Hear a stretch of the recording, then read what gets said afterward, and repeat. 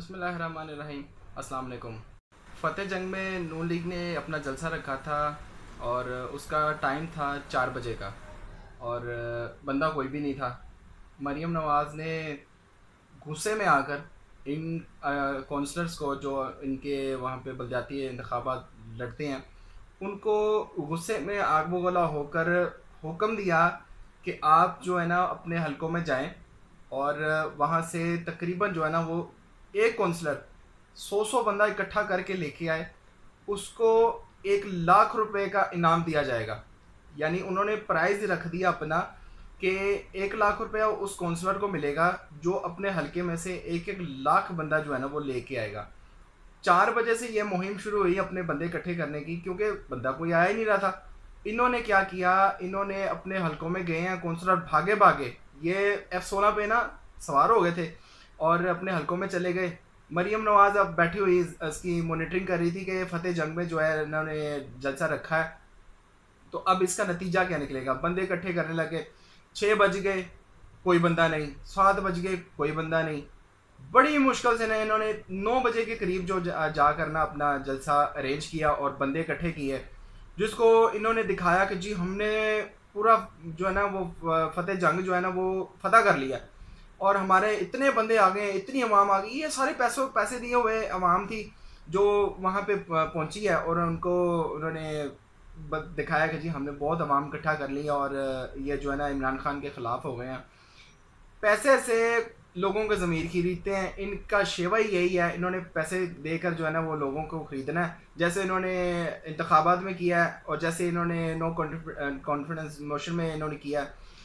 इनका वतीरा ही यही है, इनको कोई पूछता नहीं है, ये उसके बाद पैसों पे उतर आते हैं। जो अगर पैसों भी नहीं मानेगा तो फिर बदमाशी पे उतर आते हैं। ये शुरू से ऐसे ही हैं। मॉडल टाउन हादसा ले लें, कहीं से भी ले लें, ये बदमाश ही रहे हैं। गुल्लू भट्ट ले लें, इनका यही वतीरा है।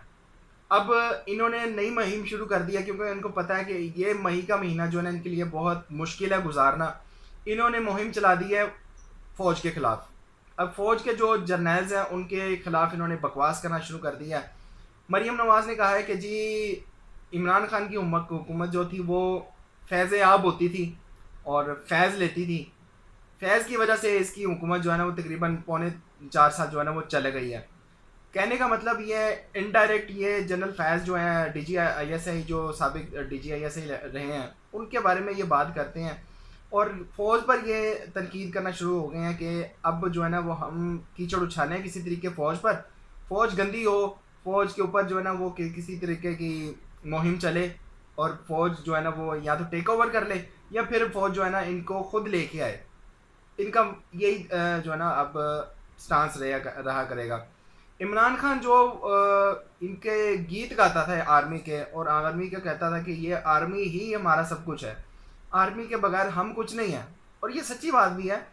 वो अपनी आवाम को कह रहा है जो उसके सपोर्टर हैं कि आपने किसी किस्म की गंदी मुहिम जो है आर्मी के ख़िलाफ़ उसमें शरीक नहीं होना किसी किस्म का। उस बंदे को पता है, इमरान खान को पता है कि उसको निकालने वाले कौन कौन है, लेकिन वो नहीं बता रहा। हमें भी पता है कि कौन कौन है, लेकिन हम नहीं बता सकते क्योंकि हमारा अदारा है, हम नहीं उनके खिलाफ जाएंगे।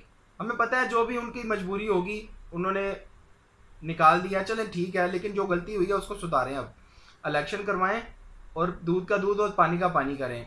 ये लोग हमारे पे मसलत करके जो बंदा उनके गीत गाता था, जिनकी तारीफ़ों के पुल मानता था, यह नहीं कि उनकी खुशामद करता था, वो सच्ची बातें करता था कि हमारी आर्मी जो है हमारा फ़ख्र है, लेकिन उस बंदे को आपने निकाल बाहर किया है और उनको लाकर मसलत कर दिया है। जो दिन रात आपको गंदी गंदी गालियाँ देते थे, आपकी जो जर्नल्स की बीवियाँ थी उनके बारे में गंदी गंदी बातें करते थे। हामिद मीर देख लें, ये नहीं आपको नहीं पता, तरह तरह की ये कहते थे हम आपके कमरों में तो नहीं घुस सकते, लेकिन हम आपके कमरों के अंदर की कहानी बताएंगे। ये बहुत गलत बात हुई है सर जी, बहुत गलत बात हुई है। इससे पीछे हट जाएं, इलेक्शन करवा लें तो बेहतर है, नहीं तो हालात बहुत ख़राब हो जाएंगे। आज के लिए इतना ही, मिलते हैं अगली वीडियो में। अगर वीडियो पसंद आए तो ज़रूर सब्सक्राइब कीजिएगा। अल्लाह हाफ़िज़।